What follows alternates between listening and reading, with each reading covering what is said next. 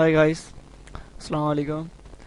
दूसरे ट्यूटोरियल में आपको खुशामदीद कहता हूँ मैं। सबसे पहले तो भाई उम्मीद है कि पहला ट्यूटोरियल जो आपको ट्रिक्सबॉक्स इंस्टॉलेशन पे था वो आपको सब समझ आ गया होगा।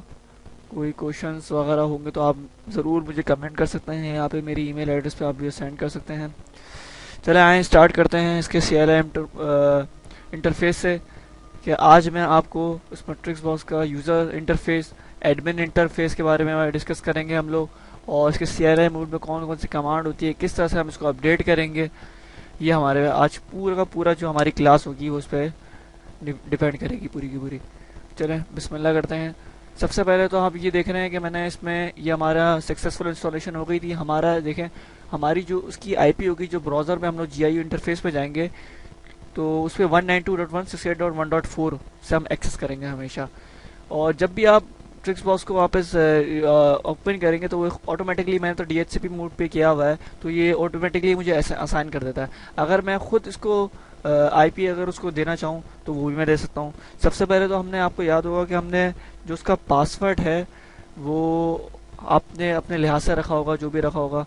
मैं आपको बता देता हूँ मैंने क्या रखा था। सबसे पहले लॉगिन में जाएंगे, हम रूट लिखेंगे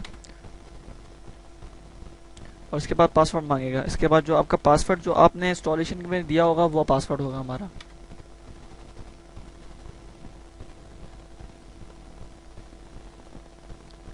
ये देखें, अब ये आ गया हमारे लिनक्स मोड पे आ गया है। और लिनक्स मोड पे यहाँ आने के बाद यहाँ सबसे पहले जो मैंने आपको पहले बताया था, बेसिकली जो एस्ट्रिक्स जो होता है और ये जो सॉफ्टवेयर हैं सारे सारे लिनक्स पे बेस करते हैं। और इनकी प्रोग्रामिंग, जो एस्ट्रिक्स वगैरह की प्रोग्रामिंग जो है वो C++ पे हुई हुई है। ये बड़ा इंटरेस्टिंग चीज़ है जो बहुत कम लोगों को पता होती है। तो इसका ओवरव्यू चले आए। इसको सबसे पहले इस पर कमांड्स, अगर हम देखें यहाँ सबसे पहले इसमें लिखा हुआ है कि इसकी हेल्प कमांड, हम जैसे अगर हमें कोई हेल्प की ज़रूरत हो, हमें कमांड्स वगैरह नहीं पता, तो हेल्प ट्रिक्सबॉक्स लिखेंगे हम। और जैसे ही हम एंटर करेंगे इसमें बहुत सारी हमारे पास कमांड्स आ जाएंगी कि हम इस कमांड्स को क्यों यूज़ करेंगे, किस लिए यूज़ करेंगे।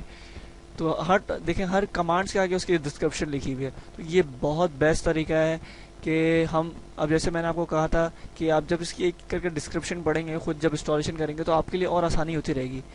हमारे लिए जो कुछ कमांड जो हमारे काम की है, वो एक कमांड तो हमारी ये है कि अगर हमें अपनी IP स्टैटिक चेंज करनी हो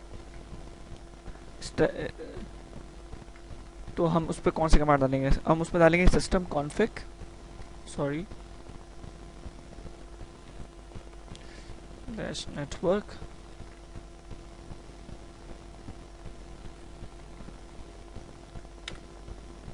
ओ कुछ गलती करो, ओ कॉन्फिग किस बार।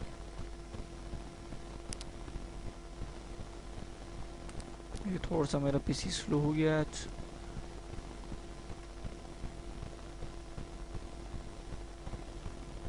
हाँ,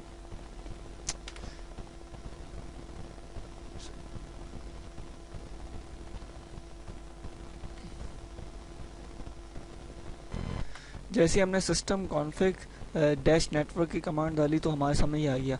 अब यहाँ से हम क्या कर सकते हैं, इस पर हमें दो ऑप्शन नज़र आ रहे हैं। एक तो एडिट डिवाइस प्रोग्राम का आ रहा होगा, एक एडिट DNS। आपकी जो उस पर DNS होगा वो आप DNS डालोगे, और उसकी जो डिवाइस की जो, से हम जाके इस पर क्लिक करते हैं। सबसे पहले अगर मैं आपको जाके दिखाऊं उसमें, तो देखें अब डिवाइस के अंदर के तो हमें वो जितने भी आपके एक इथरनेट लगा हुआ है, दो इथरनेट लगे हुए हैं, जितने भी आपके कार्ड लगे हुए हैं जहाँ से आपका डाटा ट्रैवल कर रहा है, आप उसके सबसे पहले इस पर एंटर करेंगे। और हम इसकी स्टैटिक IP डाल सकते हैं। मैंने इसमें DHCP पे किया हुआ है, आप डालना चाहे तो इसको टिक हटा के अब DHCP पे कर सकते हैं, या आप स्टैटिक IP पे कर सकते हैं, जिसमें आप उसको डिफ़ॉल्ट गेटवे डालना पड़ेगा राउटर का, मगर मैं DHCP पे यूज़ कर रहा हूँ। उसी तरह से आप इसका जैसे ही आप डालने के बाद इसको फिर एक दफ़ा रिपूट करेंगे DNS देने के बाद।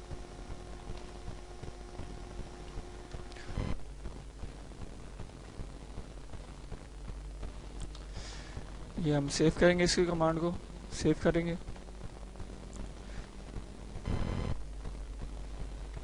सेव करने के बाद हम जैसे ही गए, अब उस पर हम अगर हमारा जो DNS है वो DNS डालेंगे जाके।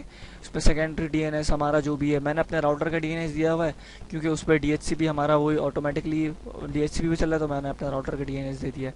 तो इसमें कोई इशू नहीं है, आप अपना DNS भी डाल दें, सेकेंडरी DNS जो भी आपका डीएनएस हो, होस्ट नेम जो आपका होस्ट नेम चल रहा हो वो आप डाल सकते हैं इसका। अब आपको पता चल गया किस तरह से हम डिवाइस को हम किस तरह से अपनी आईपी चेंज कर सकते हैं, किस तरह से हम अपना डीएनएस चेंज कर सकते हैं अगर हमें स्टैटिक प्रोवाइड करना है तो हम जाएंगे सीधा जाके इसको सेव कर देंगे, सेव एंड क्विट कर देंगे, तो हमारी वो कॉन्फ़िगरेशन बिल्कुल सेव हो जाएगी। जब हम अब जब हम रिपोर्ट करेंगे तो हमारी नई आईपी एड्रेस हमें असाइन होगी, जो आपने स्टैटिक दिया होगा वो आईपी हमें असाइन हुई भी होगी, और उसका डीएनएस भी उसी तरह से ट्रांसफ़र हो रहा होगा सारा का सारा। और हम जब वो जीआईयू मोड पे खोलेंगे तो हम उसी आईपी से एक्सेस कर पाएंगे और दूसरी आईपी से हम एक्सेस नहीं कर सकते। अब इसी तरह से अब हम इसी तरह से अब और कमांड्स भी अब देखेंगे, जैसे सिस्टम कॉन्फ़िग नेटवर्क से हमारी जो आईपी एड्रेस चेंज होते हैं हमारी ईथरनेट इंटरफेस का। इसी तरह से पासवर्ड पेंट पे जाएंगे तो हमारा जो जीआईयू इंटरफेस का हमारा जो पासवर्ड होगा वो चेंज हो सकता है उससे। जो मैं भी आपको जब जीआईयू इंटरफेस पे जाऊंगा, जिस तरह से हम एडमिनिस्ट्रेटर पर लॉगिन होंगे तो जो हमारा पासवर्ड जो होगा वो मांगेगा, वो भी हमारा बाय डिफ़ॉल्ट पासवर्ड ही होता है। अगर वो हम चेंज करना है तो पासवर्ड पेंट के ज़रिए चेंज कर सकते हैं। उसी तरह से हम अगर सिस्को की अगर हम दूसरी चीज़ पे जाते हैं तो सेटअप सिस्को, उसमें हमारा सिप डिवाइसेस जो सिप डिफ़ॉल्ट की हमारी जो कॉन्फ़िग हमारी जो हो रही थी वो हमें चेंज करनी हो।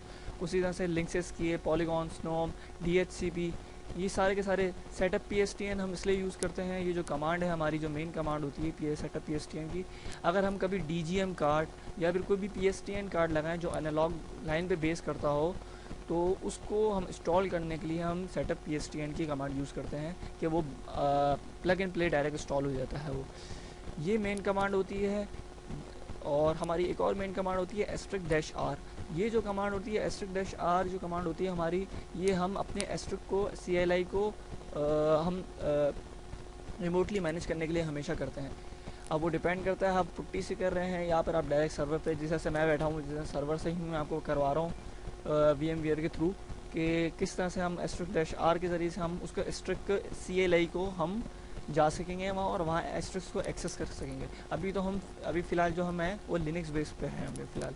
ये हमारी कुछ कमांड्स हैं जो जिस पर से हमें सिर्फ हमारे जो काम आने वाली कमांड्स हैं वो तो सभी कमांड आ सकती हैं, मगर हमारी 3 कमांड जो हैं वो है सिस्टम कॉन्फ़िग जो हमारी आईपी एड्रेस चेंज होती है, पासवर्ड मेन तो हमारा पासवर्ड जीओ इंटरफेस का पासवर्ड चेंज होता है, एस्ट्रिक डैश आर जो हमारी कमांड होती है वो हमारे एस्ट्रिक CLI को वो करने के लिए होती है, यूज़ करने के लिए होती है, और सेटअप पीएसटीएन जो हमारे डीजीएम कार्ड या फिर कोई भी एनालॉग कार्ड्स वगैरह को इंस्टॉल करने के लिए हमारी यूज़ होती है, डिटेक्ट करने के लिए। चलें आ जाए, अब हम आपको एस्ट्रिक को एक्सेस करना सिखाते हैं कि एस्ट्रिक पे अगर मैं जाता हूँ, जैसे मैंने आपको बताया एस्ट्रिक डैश आर की कमांड होती है। जब हम उस पर जाते हैं एस्ट्रिक स्पेस डैश आर, जैसे हम एंटर करेंगे ये हमारा आ गया एस्ट्रिक्स पे। अब हमारा सारा का सारा हमारा एक्सेस जिसे लिखा हुआ है ट्रिक्स बॉक्स के, हम उस पर आ गए CLI कमांड पे, तो हम यहाँ से हम एक्सेस कर सकते हैं। अभी आप देख सकते हैं हमारा एस्ट्रिक्स का 1.6 वर्जन यूज़ हो रहा है, जो हम एड्रेस बॉक्स में हम जो यूज़ कर रहे हैं ये बेसिकली ट्रिक्स बॉक्स का 2.8 वर्जन में आपको यूज़ करना सिखा रहा हूँ, जो बहुत आसान है। अब यहाँ हम जो कमांड डालेंगे या फिर हमारा यहाँ कोई भी स्टेटस आती रहेगी, हमारी कोई भी चेंज होती है, हमारे शिफ्ट में कोई चेंजिंग होती है, हमारी जो स्टेट्स काम होती है वो सारी हमें यहाँ से पता चलेगा। अगर हमें कोई बग पता करना हो तो वो भी सारा हमें यहाँ से पता चलेगा। ये मेन जो कमांड होती है एस्ट्रिक डैश आर, ये आपको याद करनी पड़ेगी, ये बहुत आसान कमांड है और इसी पे सारा वर्क हो रहा होगा सारा एस्ट्रिक्स का। उम्मीद है इस ट्यूटोरियल में मैंने आपको सिर्फ अभी फ़िलहाल तो आपको सिर्फ CLI बेस थोड़ा बहुत मैंने आपको बताने की कोशिश करी है कि इंशाल्लाह आपको समझ आया होगा। अब इंशाल्लाह अब अगले ट्यूटोरियल में अब हम GIU इंटरफेस पे जाएंगे। ये आज मैंने पूरा ट्यूटोरियल जो आपको है वो मैंने आपको CLI बेस पे आपको बता दिया। CLI बेस में अभी फ़िलहाल मैं आपको जैसे होता रहेगा आपको वक्त बे वक्त आपको और सिखाता रहूँगा। जज़ाकल्लाह, थैंक यू।